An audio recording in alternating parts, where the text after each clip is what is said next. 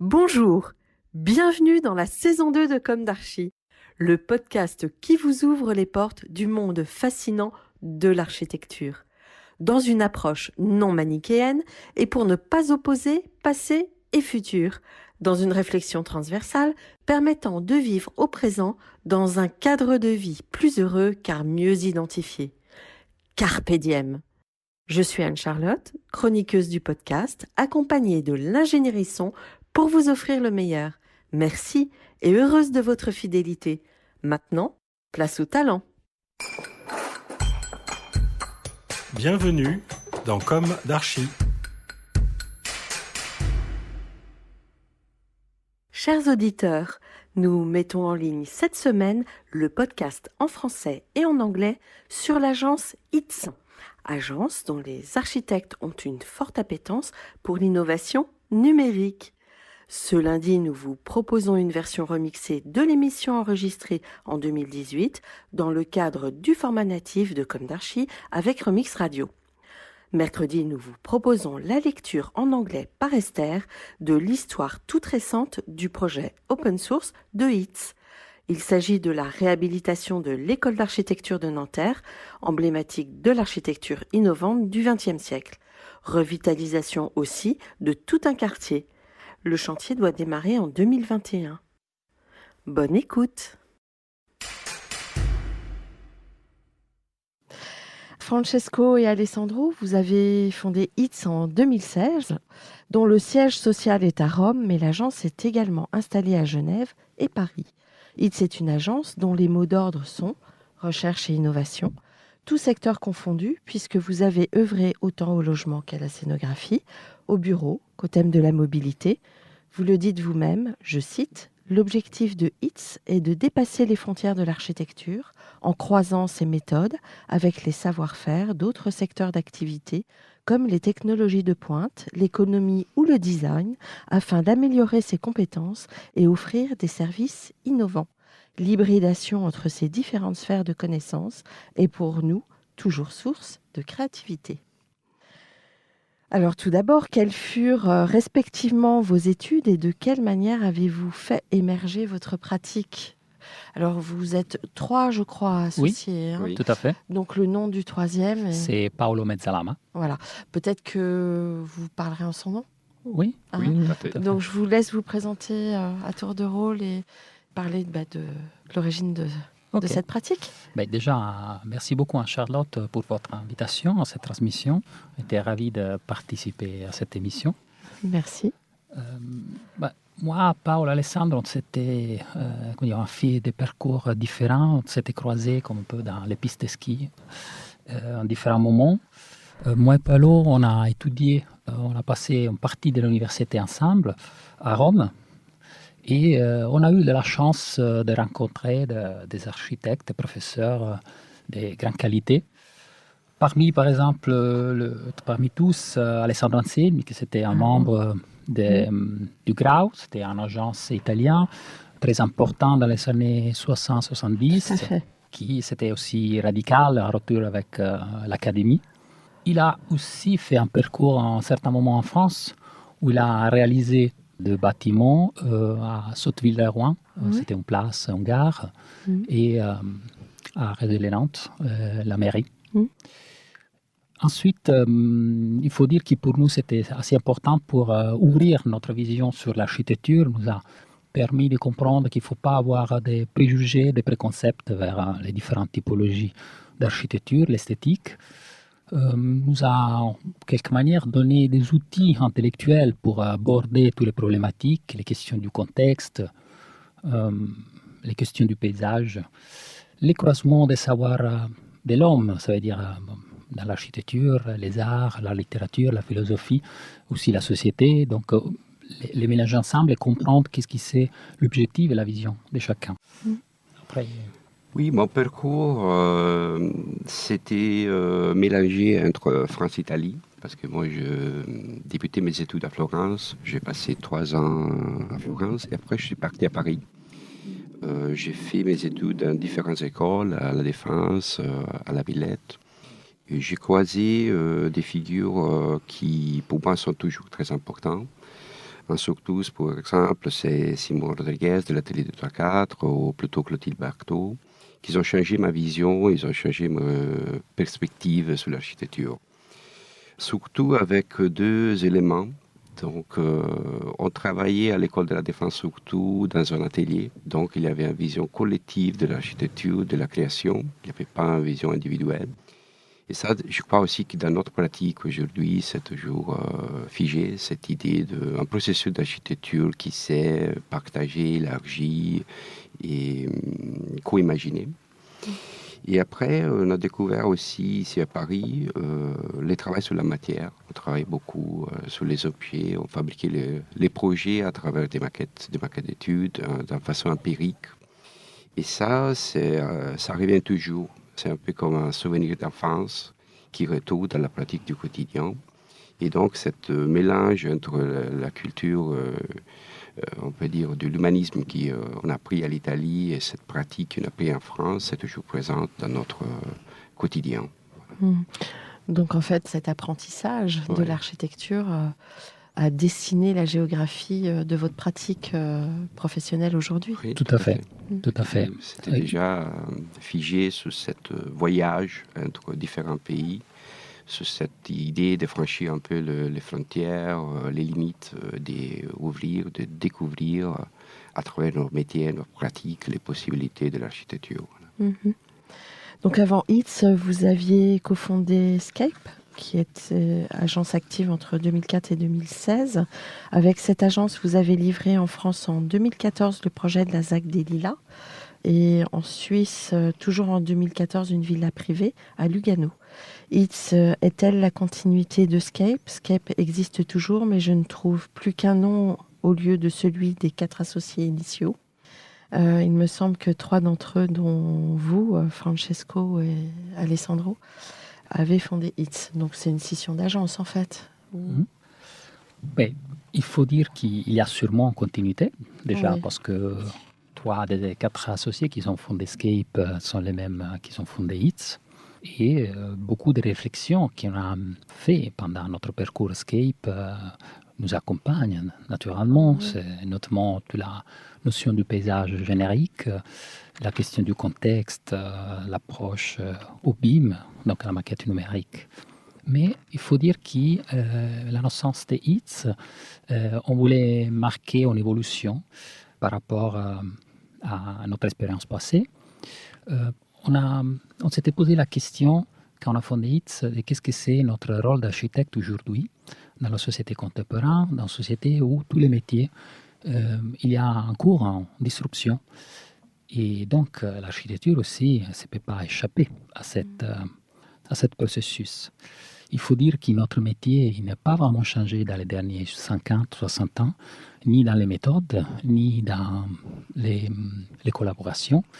En fait, on échange toujours avec des ingénieurs, dans les meilleurs cas des sociologues, des philosophes. Mais aujourd'hui, beaucoup de nouveaux métiers sont sortis parce que la société contemporaine, c'est une exigence de la société contemporaine. Et donc, métiers notamment dans le numérique, dans les nouvelles matériaux, les nanotechnologies, la mobilité. Et il faut en quelque manière les intégrer dans notre processus, soit comme savoir-faire, soit comme méthode. Aujourd'hui, on vit dans une société qui change assez vite. Et notre métier d'architecte, il a pour son substance une vitesse plus lente par rapport à la société. Donc c'est compliqué d'absorber ces changements qui chaque année sont plus vite. Le taux d'innovation, ça double chaque 10 ans. Il faut dire que c'est un processus exponentiel, pas linéaire, non ? Et donc, chaque innovation ouvre à une vitesse supérieure. Et nous, architectes, comme tous les acteurs du processus du bâtiment, de la ville, on doit être plus réactifs. Et donc, il faut se poser des questions essentielles. Par exemple, la question sur l'intelligence artificielle ou la guide autonome ou les objets connectés. Qu'est-ce que sera l'impact sur la ville ? Qu'est-ce que sera l'impact sur les bâtiments ? Et il faut être préparé à répondre à ces questions. En fait, c'est toutes ces nouvelles technologies qui sont peu appréhendables, qui sont immatérielles comment justement elle rentre en résonance avec l'espace bâti. Oui, oui. Ce sont, j'imagine, les questions que vous vous posez. Oui, en effet, si j'ai bien compris. pour la naissance des hits, avec Paolo et Francesco, on a beaucoup réfléchi à changement de la société. Parce qu'en effet, nous sommes une génération qui s'est un peu au milieu de ce changement. Et donc, on s'est aperçu déjà qu'il y a un mouvement en cours. Par exemple, on connaît bien qu'il d'ici au 2050, il y aura les 70% de la population mondiale qui va habiter dans les villes. Ça passe à une vitesse hyper importante. La notion du temps aussi, ça va changer. Par exemple, hier, on discutait entre nous qu'Aristote il donnait la notion du temps qui dit que le temps, c'est l'unité pour mesurer les changements. Aujourd'hui, il y a un changement chaque jour. Et donc, il y a une augmentation de vitesse, il y a une augmentation de densité dans les villes très vite. Il y a bien sûr une évolution de la technologie, de la connaissance à travers les données de la société et de nous-mêmes. Et donc, pour répondre à ça, je crois que les architectes, ils ont nécessité de trouver des méthodes nouvelles, de trouver des approches nouvelles à la profession. Et c'est pour ça qu'on a fait naître ce sujet qui c'est vraiment en boîte ouverte, où on peut accueillir des différentes professions, on peut hybrider notre savoir-faire avec des autres qui sont à côté de nous pour répondre à ce changement, pour répondre à ce passage de la société qui pour nous c'est très important, très intéressant. Juste pour faire un exemple, pour expliquer bien qu'est-ce qui se pourrait passer. Par exemple, quand s'était inventée la voiture, la silhouette de la ville, le paysage s'est changé énormément, notre approche et vision aussi de la ville s'est changée, non? On se rappelle aussi beaucoup, par exemple, des films qui ont décrit la perception dynamique de la ville par rapport à une vitesse différente. Et donc, notre moyen de penser et de vivre s'est changé. On rappelle, par exemple, aussi le bâtiment de Villa Savoie, de Le Corbusier. Et il introduit la voiture comme élément qui fait partie du bâtiment de sa vie, non? Donc, c'est ça, toute cette réflexion qu'il faut porter avant par rapport à l'évolution d'aujourd'hui. Oui, et puis c'est une manière aussi de défendre votre profession, parce qu'il ne faut pas que l'architecte soit dépassé justement par... je pense là notamment à l'imprimante 3D. Oui, ou l'intelligence artificielle. Oui, enfin bon, Peut-être, bien sûr qu'il il n'existera plus le métier de l'architecte, on ne sait pas.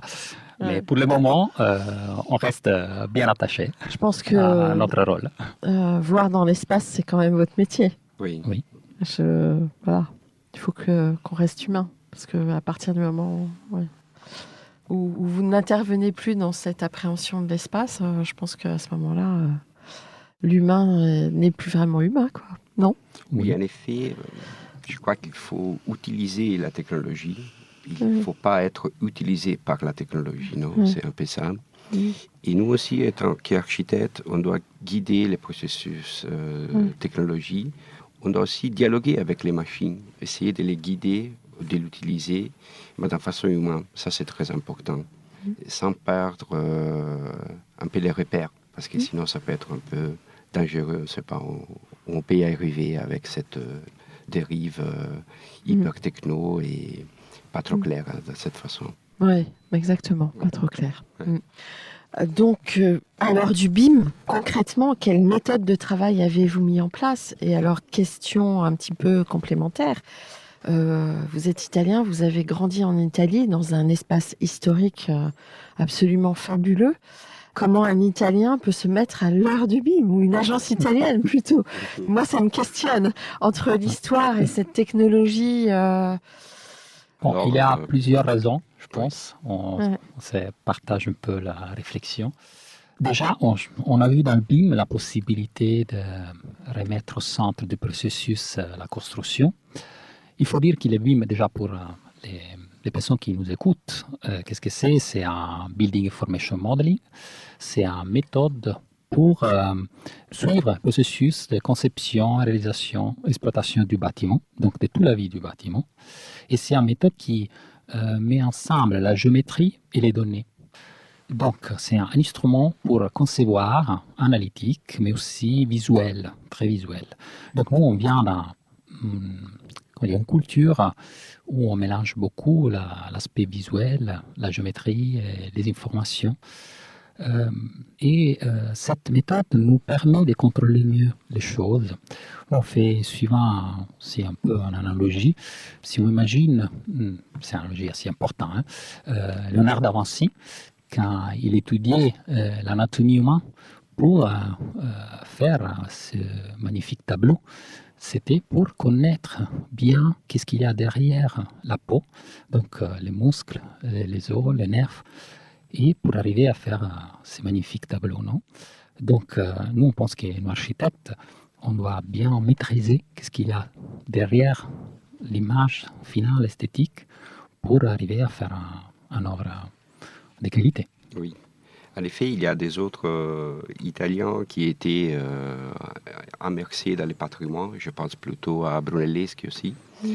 Et Brunelleschi utilisait des méthodes hyper technologiques pour l'époque, donc il a inventé la perspective pour regarder ou pour approcher l'espace d'une façon différente. Et nous, on est un peu sur les mêmes routes, c'est-à-dire qu'on a cet outil, cette méthode qui pour nous c'est très important, ça nous permet d'approcher les projets, approcher les espaces d'une façon différente. Et donc, il y a des Italiens qui ont déjà pris ce parcours.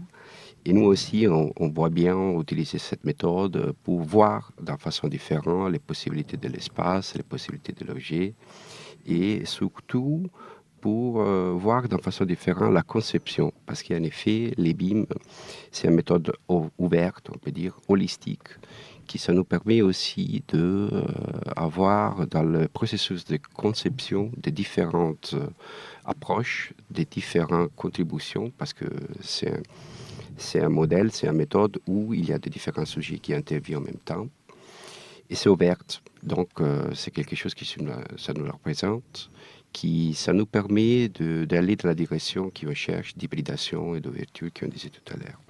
Et encore, je crois on revient à la notion du temple, c'est une méthode qui permet de voir les bâtiments dans son évolution, dans son temps, de les contrôler, de les gérer, de les modifier aussi, parce qu'ils ne s'arrêtent pas qu'à la concession, mais c'est une méthode qu'on peut utiliser pour gérer le bâtiment dans le temps de sa vie. Et du coup, dans la vitesse qu'on a évoquée tout à l'heure, c'est quelque chose qui peut être utilisé pour modifier, évoluer les bâtiments. Et ça, pour nous, c'est très important.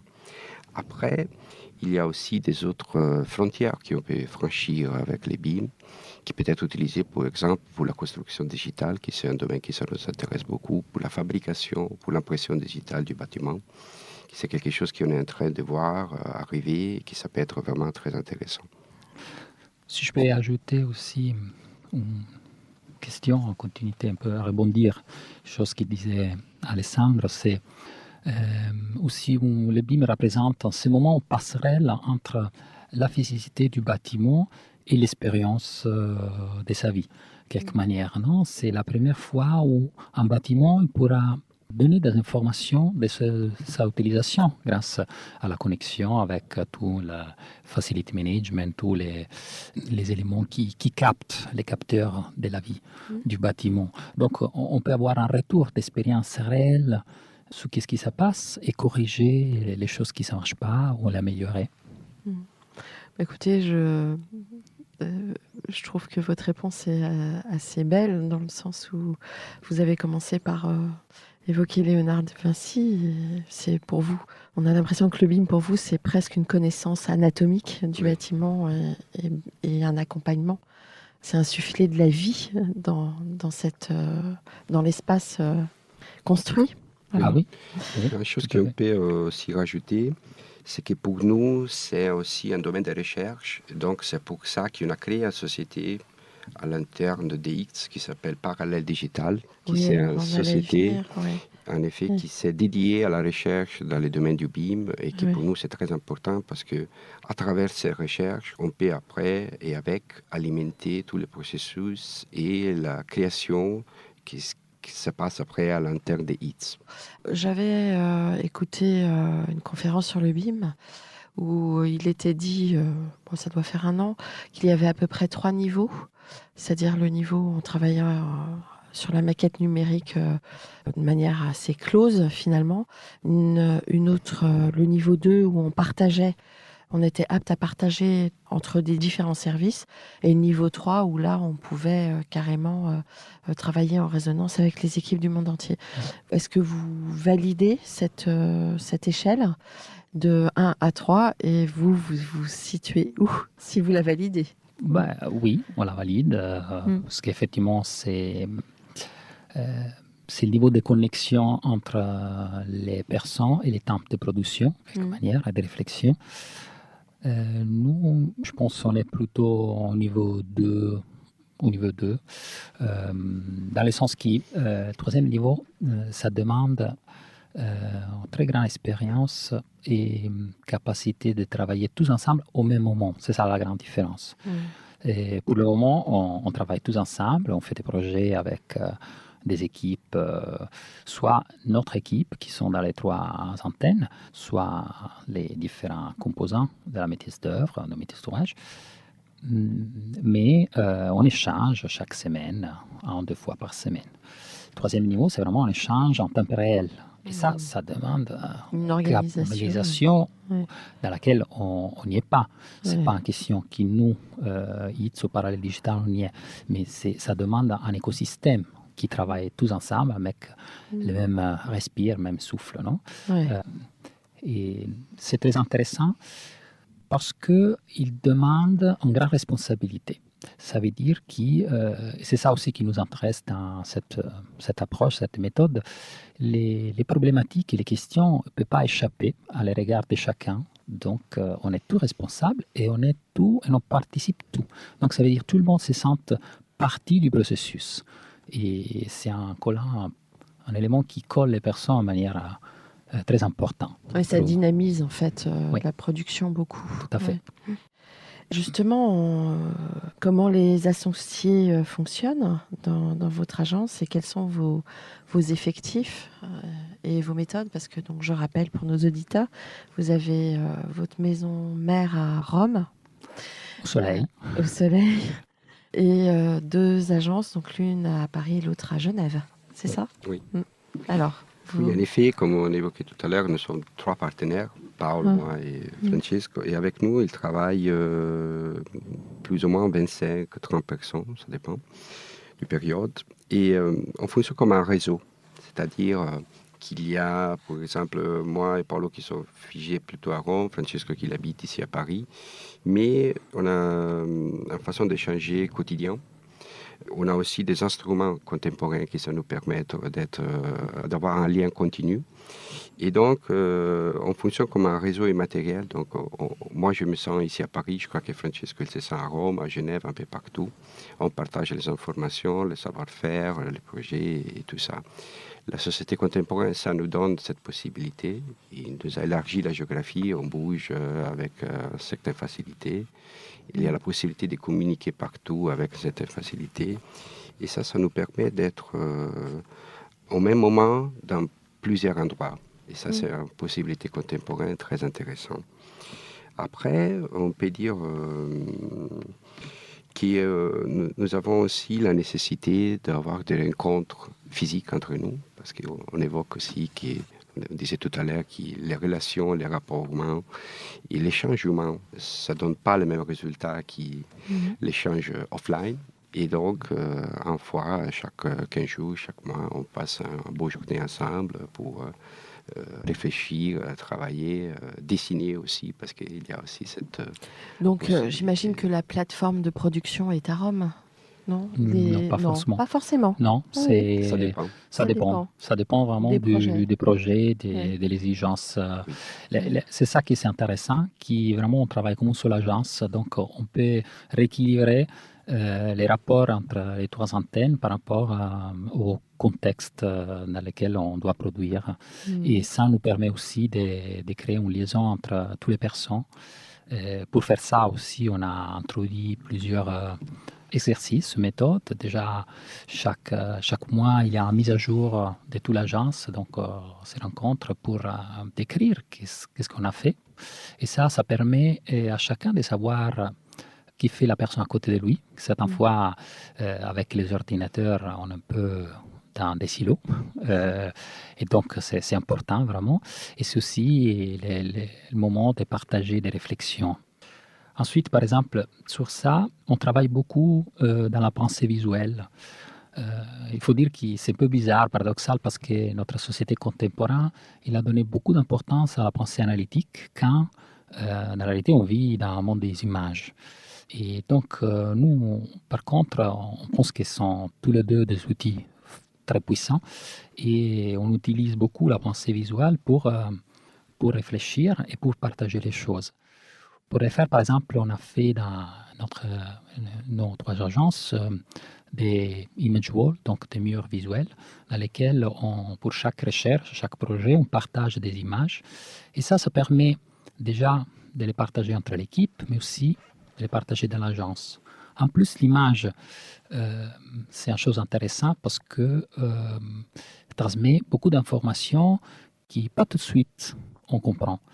Donc, ça veut dire que certaines fois, on passe dans une image, une photographie ou un tableau, et on comprend quelque chose en plus. On fait des réactions conceptuelles, esthétiques, de la matière qui peut nous nourrir. Et donc, on travaille beaucoup sur cet argument. Et en plus, on a fait aussi une image wall virtuelle à travers les réseaux sociaux. Donc, on a une page Pinterest qui nous utilise à l'interne de l'agence et ça permet aussi de faire participer les 3 agences dans les différents pays. D'accord. Oui, Donc, il y a une certaine liquidité à notre interne, une liquidité d'informations qui vont circuler entre les 3 différents endroits et aussi une liquidité physique parce qu'en effet, une fluidité.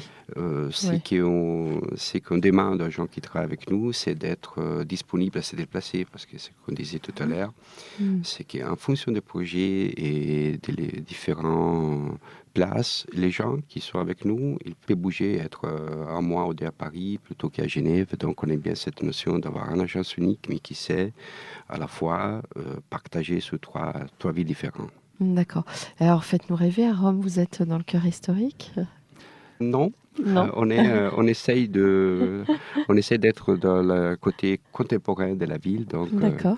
à Rome, nous sommes à côté de la nouvelle gare, qui c'est la gare Tiburtina. Oui. Et on est dans un district où il y a une évolution de transformation entre un quartier industriel à un quartier... En transformation, Voilà. en réhabilitation. Voilà. Oui, on s'est placé En quelque manière. revitalisation. Revitalisation, Voilà. exactement. On s'est placé dans une partie du territoire où effectivement Vous il pouvez y a des... inscrire votre contemporanéité. Voilà. Oui, et vivre dans notre peau, quelque manière, qu'est-ce qu'il faudrait faire, qu'est-ce qui ça manque, parce que c'est clairement magnifique vivre et travailler dans les centres de Rome, mais c'est pas là-bas qui se passe la vraie question de qu'est-ce qu'il faudrait faire dans la ville, non? Après, oui, sûrement il y a des questions liées à comment approcher au patrimoine, tout ça, mais dans Rome particulièrement, toute la question c'est qu'est-ce qu'il faut faire avec les banlieues, comment c'est possible relier les différents parties, enclaves qui se sont créées. Et redonner de la qualité. Comment faire redonner la qualité à un territoire qui s'était détruit. Et donc, c'est pour ça qu'on s'était placé là-bas. L'autre chose, on peut dire aussi qu'on n'a pas beaucoup de distractions. Donc, on est très concentré dans notre travail. Si on sort, il n'y a pas beaucoup de choses à voir. Donc... Et c'est moins cher. Ça, il faut le dire. Ah oui. Pouvez-vous énumérer et décrire ces projets? Oui. Peut-être votre agence, justement. Voilà. Justement, les premières qui ont été évoquées, c'est notre projet d'agence qu'on a appelé Hub. C'est-à-dire qu'il y a une histoire pour laquelle les propriétaires qui gérait notre locaux, il nous a confié un nouveau projet pour des espaces de travail. Et alors, on a commencé à travailler dessus. On a produit une réflexion sur les espaces de travail contemporains. Et pendant cette réflexion avec Paolo et Francesco, on s'est dit, mais en effet, ces espaces, ça nous représente beaucoup. Parce que c'est un espace libre, dynamique. On avait conçu les bâtiments complètement en bois. Et donc, en faisant le projet, c'est né en nous aussi l'idée de dire peut-être que c'est un espace à nous. C'est un espace qu'on peut fabriquer, qu'on peut dessiner, mais qu'on peut aussi animer d'une façon assez personnelle. Et donc, à partir de la phase de la concession architecturale, c'est né aussi l'idée d'entrepreneur, c'est-à-dire qu'on a imaginé qu'on pouvait créer un app qui allait à être la représentation physique de la pensée des hits. Et donc, on s'est dit, on va habiter ce lieu nous-mêmes et on va ouvrir ce lieu à des autres savoir-faire, à des autres sociétés qui peuvent être accueillies à l'interne de cette qui ça va devenir un nouveau hub. Pour nous, c'est un peu une sorte de projet manifeste pour différentes raisons qu'il a énumérées. Et aussi parce que c'était un projet conçu en BIM, c'est un projet structure bois. C'était un projet qu'on a fait en 6 mois, dans lequel la réalisation en bois, ça a pris 2 semaines. Donc, c'est assez vite. Parce que c'est un projet à énergie positive. Et surtout, comme disait Alessandro, c'est l'idée vraiment d'un lieu de rencontre et d'échange sur des questions liées à l'innovation et à la société contemporaine. En plus, on est assez lié à ce projet parce qu'on a fait aussi une séance brainstorming ici au Remix quand on était ici pour presque un an. Et nous a donné beaucoup de suggestions intéressantes qui sont restées dans notre idée.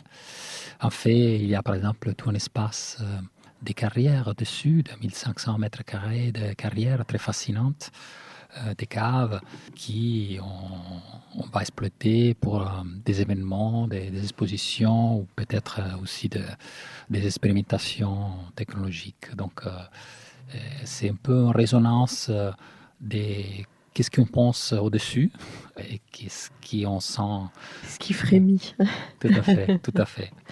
Bon, et vous souhaitez évoquer d'autres projets emblématiques? Oui, peut-être. Il y a un projet, c'était en Italie, et on a un autre projet qui est en train d'être terminé, qui c'est ici à Paris, dans la ZAC de Clichy-Batignolles. On est assis liés. C'est un projet qu'on a fait gagner en 2013 avec Scape et un partenariat avec le cabinet autrichien Bauslager Eberle. Et c'est un projet pour nous très intéressant, soit pour le parcours, soit pour le résultat, clairement. Et le parcours parce que c'était conçu en atelier. Le promoteur, c'est Bouygues Immobilier, la Caisse des dépôts comme investisseur. Nous disions en début d'émission que vous aviez œuvré autant en matière d'habitat qu'à la scénographie, qu'au bureau, qu'au thème de la mobilité. Alors, de quelle manière et à travers quel projet? Voilà. Donc, en effet, nous, on croit que travailler à des différentes échelles, ça peut nous apporter en richesse. Nous, on aime bien travailler sur des différents domaines, sur des projets petits et des projets plus larges, parce qu'il y a des réflexions qui peuvent contaminer l'un et les autres. Pour exemple, en ce moment, on travaille beaucoup sur des sujets des mobilités aussi, parce qu'on a évoqué tout à l'heure qu'il y a une société dynamique qui va bouger, qui va vite.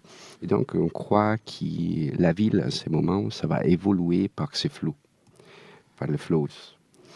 Et donc, c'est un sujet à traiter pour les architectes, parce que la direction de la ville s'est donnée beaucoup par ces sujets, et donc c'est à prendre en compte. Pour exemple, en ce moment, on a terminé un travail pour la région Lombardie, c'est un travail qui s'occupe de comment relier tous les petits centres à les gros villes de la région. On disait tout à l'heure que d'ici 2050, les 70% des habitants vont habiter la ville. Qu'est-ce qu'on fait des autres parties du territoire? Comment on peut les relier? Et donc, ça, c'est un sujet qui a comme élément principal la mobilité, mais c'est un sujet qui a après des retours sur les paysages, sur le fonctionnement de la ville et sur la vie quotidienne. Et donc voilà, pour nous c'est très intéressant d'imaginer des systèmes de flux nouveaux, des liaisons nouveaux entre les différentes parties du paysage. Et c'est pour ça que ça nous intéresse, parce qu'après ces pensées reviennent dans la fabrication de la ville. Il y a aussi des autres projets de différentes échelles où nous avons travaillé en hybridation avec des autres partenaires. Il y en a un projet qui se trouve en Italie, à Ferrara. C'est le musée de judaïsme italien et de la Shoah. C'est un projet qu'on a remporté sur un concours international. Ça fait avec Scape et avec une équipe beaucoup élargie. Ça fait 8 ans. Et là, on a commencé à travailler avec un vidéoartiste qui s'appelle Lucas Carcel, avec lequel on a conçu les espaces pour accueillir une exposition immatérielle qui s'est fait par des vidéoprojections, qui s'est fait par une intégration entre l'usagère et l'espace. Et donc, c'est un projet qui, pour nous, c'était un premier début de cette hybridation qui, après, on a rapporté aussi sur des autres projets avec lui, sur lesquels on a travaillé, par exemple, sur des scénographies. On a travaillé sur cette idée de la maison contemporaine qui nous a évoqué Bang Olufsen, qui nous a demandé de faire un prototype des maisons contemporaines. Et là, nous avons travaillé sur le concept de flexible living, c'est-à-dire on a aménagé une petite cellule, un espace, où avec Lucas Carcel, on a projeté des images de la nature qui allaient évoluer pendant tout le temps. Et donc, on a trouvé ce sujet d'espace, soit physique, soit immatériel, qui change tout le temps avec ce travail partagé, avec la filmographie et l'effet vidéo. Donc voilà, ces 3 projets, les projets de la mobilité, les projets du musée, les projets de cette prototype, ils sont de différents domaines, de différentes échelles, mais qui après se croisent, et pour nous, c'est un valeur très important. Voilà, vous en tirez des recettes Voilà.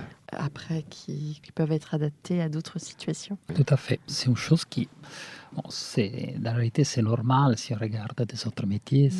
C'est comme ça qu'on procède, non? De mettre ensemble des solutions qui viennent d'un domaine différent.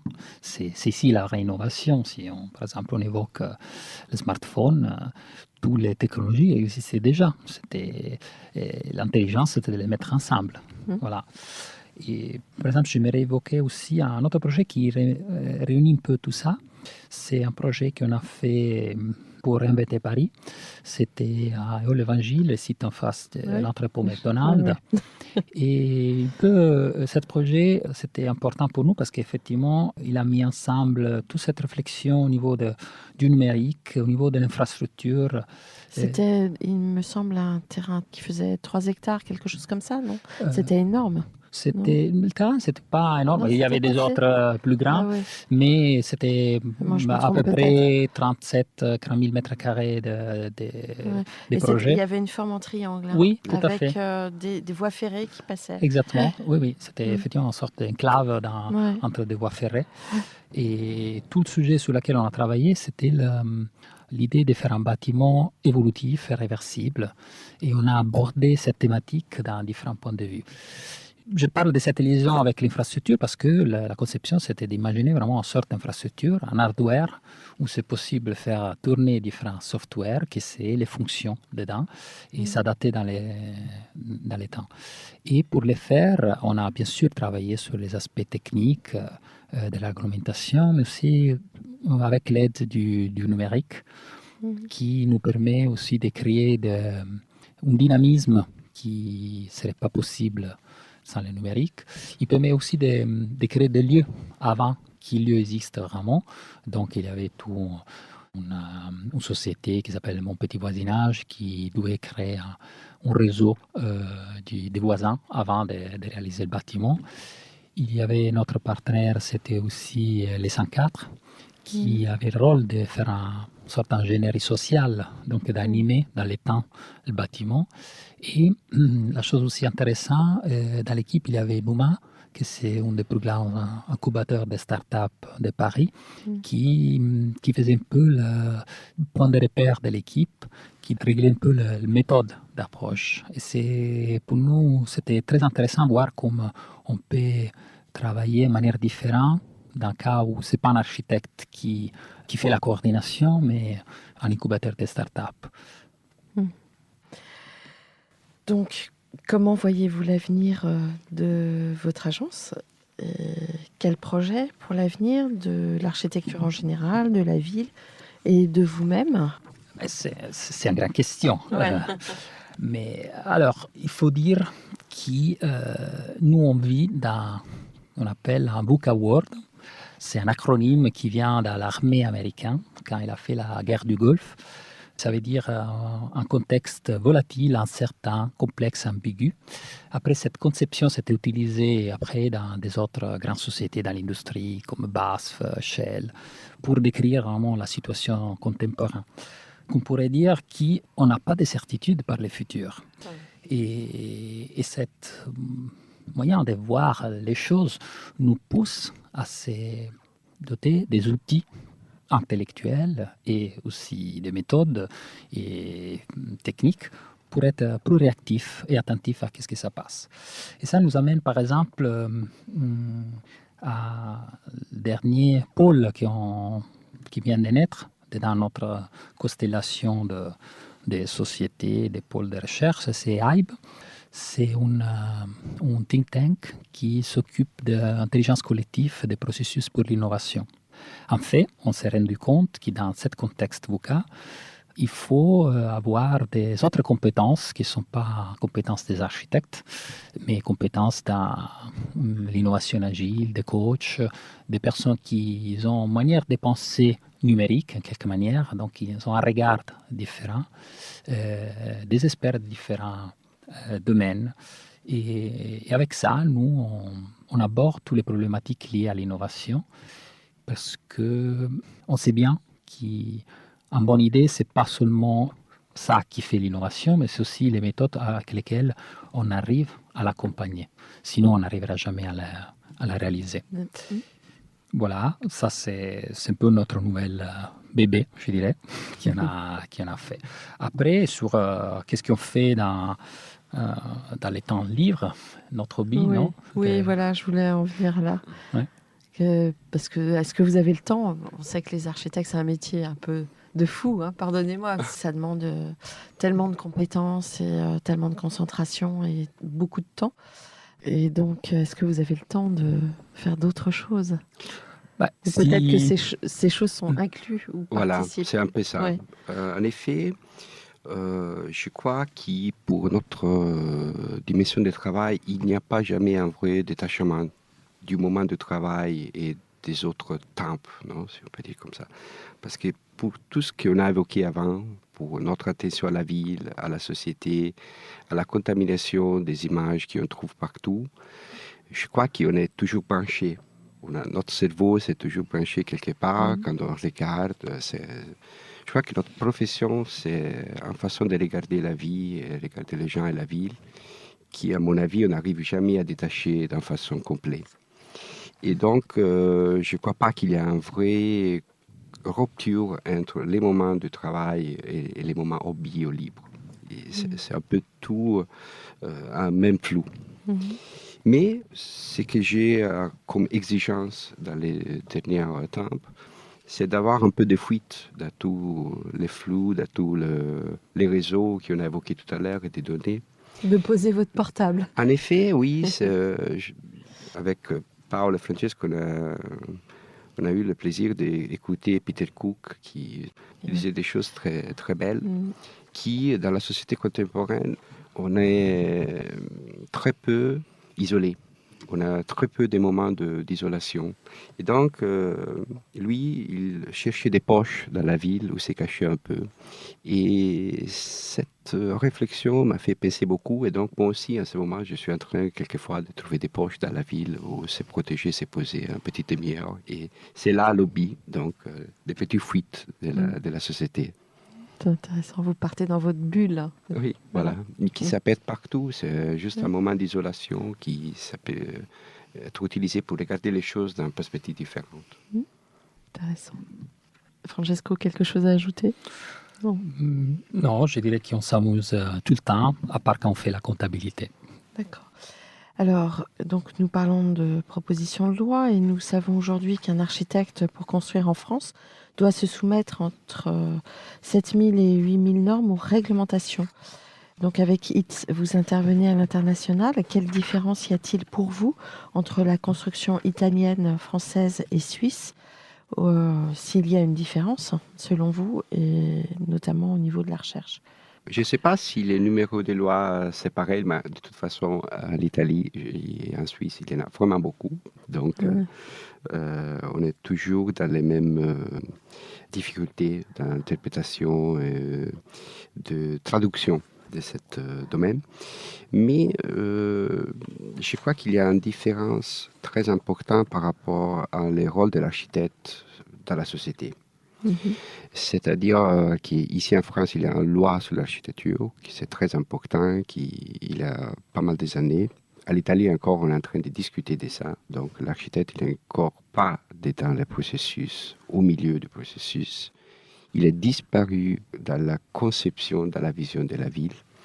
En Italie. Oui, et là, c'est une bataille qu'on est en train de gérer parce qu'on croit que notre professeur, ça peut rajouter, bien sûr, des éléments à la croissance civile de la société. Et ici, par contre, on est plus au milieu. Pas encore tout au milieu, mais plus au milieu. En Suisse, c'est encore un peu différent parce que l'architecte, c'est une figure vraiment centrale qui va gérer toutes les phases du projet, qu'il est responsable aussi jusqu'à la phase de la construction. Et donc, c'est quelqu'un, c'est une figure qui est vraiment centrale et transversale dans la fabrication de la ville, dans la fabrication d'un projet. Je crois que c'est important de retrouver cette valeur de notre profession, de notre métier qui a été un peu oublié, je ne sais pas dire pourquoi, mais vu l'évolution qu'il a la ville, qu'il a la société en ce moment, travailler avec nous et avec les autres sous la vision du futur, c'est quelque chose qui peut apporter des choses à la société, ça je suis sûr. Mhm. Et quel est votre point de vue sur les risques que comporte l'innovation? Que pensez-vous de la pérennité de l'œuvre architecturale? L'œuvre doit-elle incarner cette pérennité? Et quel regard portez-vous sur les déchets et la réutilisation? Alors, j'ai fait un pack dans mes questions, je vous laisse dérouler. Ouais, il faut dire que déjà le mot innovation, il est forcément lié à des risques, parce que ça veut dire faire quelque chose qu'on n'a pas fait avant. Donc, c'est paradoxal d'imaginer de tout faire bien si on veut innover. Et c'est clair que dans les bâtiments, c'est plus compliqué par rapport à des autres sujets. Et parce que le bâtiment, il impacte sur la vie des personnes à grande échelle, il a une temporalité assez importante de vie, donc c'est plus compliqué. Mais il ne faut pas avoir peur de se tromper. Ça fait partie vraiment des processus d'innovation. Après, les choses qu'on peut faire, c'est de tester à différentes échelles, comme on l'a fait aussi dans le passé, non? Certaines solutions techniques ou typologiques avec des pavillons ou des choses qui démontrent la fonctionnalité et la technicité d'une solution innovante. La question de la pérennité, c'est une très grande question de l'architecture. Et il faut. Hier, on a beaucoup débattu sur ça, nous a animé beaucoup, moi, Alessandro. Alors, réanimez-vous. Oui, parfait. Il faut la toucher de différents points de vue. Déjà parce que la ville, le territoire, c'est l'écriture de l'histoire de l'homme. On ne peut pas imaginer d'avoir une sorte de pérennité dans l'architecture, sinon ça veut dire on n'aurait pas d'histoire, on ne serait pas qui nous sommes. Non? L'homme a besoin de repères, soit en manière en quelque mots, je dirais, spirituelle, des philosophiques, voilà, d'identité, mais aussi de manière plus pragmatique des solutions. Nous, architectes, on regarde au passé pour trouver des solutions pour le présent, pour le futur. Et aussi, si on fait un parallèle, une analogie avec la science, ce ne serait pas possible d'imaginer l'innovation dans la science sans les règles du passé. Toutes les règles de la physique, ça vient du passé, d'un millénaire aussi. Et donc, sont précieux pour bâtir le futur. À côté de ça, c'est clair que pas forcément un bâtiment doit être conçu pour être pérenne dans son image initiale. Donc, il doit avoir la possibilité d'évoluer. Nous, qu'on vient de l'Italie, on l'a beaucoup vécu dans notre contexte. On a plein de bâtiments qui viennent du passé et qui ont subi des transformations énormes, mais grâce à l'intelligence comme il était conçu le bâtiment, à la force de l'image, ils sont restés dans la ville. Et ils se sont transformés. Donc, des bâtiments qui c'était des palais sont devenus des marchés, ou c'est devenu des habitations. Aussi, les murs de la ville, en certains moments, sont devenus des espaces habitables. Donc, la chose qu'il faut faire, et ça, aujourd'hui, c'est encore plus central comme question, c'est de concevoir des bâtiments évolutifs. Et ça nous apporte aussi comment on fait à garder une identité d'un bâtiment qui doit évoluer. C'est un peu la question de l'espace générique et de l'informel, non, Alessandro? Oui, en effet, on a évoqué tout à l'heure le concept de la durabilité. Non? Qu'est-ce que c'est pour nous? Et pour nous, c'est exactement ça, essayer de trouver un rapport durable avec les temples. Mais nous, en tant qu'architectes, on aura l'ambition de dire on va construire quelque chose, on va bâtir quelque chose pour la pérennité, mais c'est impossible pour moi. C'est impossible, heureusement, parce qu'en effet, notre ville doit évoluer, doit changer, parce que sinon ça va être des musées. Et là, c'est une autre question. Et donc, il faut imaginer, il faut préparer dans la conception cette possibilité d'évolution. Francesco le disait tout à l'heure, cette notion d'espace informel, nous travaillons beaucoup là-dessus, parce qu'en effet, on essaye de trouver des espaces qui soient prêts pour être changés. C'est ça. Et donc, notre notion par rapport à la pérennité, c'est-à-dire plutôt, on va penser des bâtiments qui vont changer et évoluer avec la ville. Et après, on ne sait pas comme la société, comme la ville va accepter cette sujet. Ça, c'est vraiment impossible à prévoir. Pour exemple, ici à Paris, j'ai toujours un exemple très important qui c'est le marché des Halles. Les Halles, c'était terminé, ça fait dans les années 80, après un concours. Et aujourd'hui, il y a encore quelque chose de différent, parce que la ville a rejeté cette projet, ce sujet. Donc, on ne sait pas.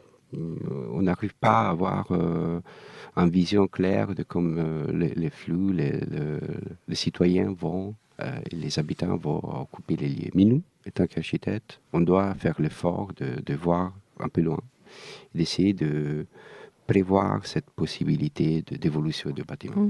Vous devez avoir une dimension visionnaire. Voilà, c'est ça. Oui. Et vous ne croyez pas, vous disiez qu'on ne peut pas habiter un musée, mais est-ce qu'on ne muséifie pas trop? Voilà. Et est-ce que peut-être qu'il y a une hiérarchie, c'est-à-dire qu'il y a des espaces auxquels, bien sûr, des espaces qu'il faut préserver, ne pas abîmer la voie sacrée à Rome, par exemple, ou le temple d'Antonin et Faustine. On peut difficilement imaginer Néanmoins, il y a d'autres héritages du passé qui peuvent être réutilisés et changer d'usage. Et je pense qu'on a peut-être tendance à figer trop. Oui, il faut avoir pas peur aussi de détruire certaines fois. Je veux dire, si on regarde le passé, la société, par exemple, romaine, il n'avait pas peur de détruire, rebâtir les choses. Il utilisait des matériaux des temples pour des autres bâtiments. Donc, clairement, il faut accepter aussi la destruction comme un premier acte de reconstruction, non? Ça fait partie. Et plus, il y a aussi l'architecture plus éphémère qui est conçue pour un vie très court. Par exemple, on était... Comme la Tour Eiffel. Voilà. Hier, on se disait, tiens, on disait hier exactement ça. Un exemple d'architecture éphémère, la Tour Eiffel. Non, moi, je voulais juste rajouter cette notion de changement, parce qu'en effet, je crois là, il y a un travail culturel à faire peut-être. Parce qu'il faut penser en ville, un bâtiment vraiment comme un corps vivant. Et donc, il doit évoluer. On ne doit pas avoir peur de changer les choses. Il y avait, pour exemple, un bâtiment, une exposition, ça fait quelques années à la Cité de l'Architecture, qui s'appelait Un bâtiment, combien de vies. C'était très intéressant parce qu'il vraiment figé ce sujet de changement des bâtiments. Il démontrait comme de lieux, il peut être transformé et habité d'une façon différente. Et pour moi, c'est ça la direction, c'est-à-dire il faut faire un effort de voir les choses, les bâtiments d'une façon différente et essayer de les réhabiter d'une façon nouvelle. Ouais, donc on en vient au regard sur les déchets et la réutilisation aussi. Oui. Est-ce que vous êtes sensible à... Ah, bien sûr, mais je retourne à la chose que je disais avant. Aussi dans le passé, on était habitué à réutiliser les choses. Ouais, On a perdu cette notion ouais, tout dans à ces fait. dernières périodes parce on imaginait d'avoir énormément de ressources infinies. Notre attitude consumériste Oui, a fait beaucoup de dégâts. tout à fait. Mais Mm. finalement, on s'est rendu compte que c'est pas comme ça et donc il faut réutiliser. Et ça, il peut ouvrir, comme il a fait dans le passé, aussi une réflexion esthétique fascinante qui peut amener à faire des projets ou des espaces qui ont une évocation. En fait, vraiment, pour nous, Italiens, c'est quelque chose qui fait partie de notre culture parce que toutes les villes sont rebâties sur elles-mêmes. Tous les bâtiments, ça vient. Il y a des morceaux qui viennent des autres bâtiments. Donc, cette idée de recycler de quelque manière, ça fait partie de notre esprit. Après, clairement, il y a certains déchets qui c'est pas possible de les réutiliser, malheureusement. Et donc, il faut les détruire ou stocker. Et ça, c'est un autre sujet important. Peut-être que vous avez un mot, le mot de la fin. Bon, le mot de la fin, c'est merci de cette poche. En effet, on a découvert aujourd'hui un petit poche de la ville où on était ensemble, c'était un lieu un peu magique. On a pu discuter d'architecture et donc on a découvert un poche. On a découvert une possibilité aussi des dialogues nouvelles. Oui, étendre notre téléphone, Voilà. notre connexion et parler un peu, On réfléchir. reviendra, c'est sûr. Alors, avec très grand plaisir et merci infiniment.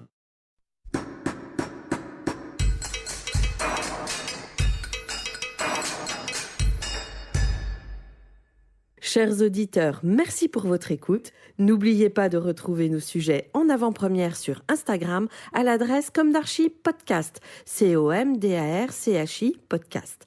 Si vous aimez ce podcast, favorisez sa diffusion en lui donnant 5 étoiles sur Apple Podcast, plus un petit commentaire, ou sur votre plateforme de podcast favorite. Et surtout, abonnez-vous pour écouter tous nos épisodes gratuitement. À bientôt et d'ici là, prenez soin de vous.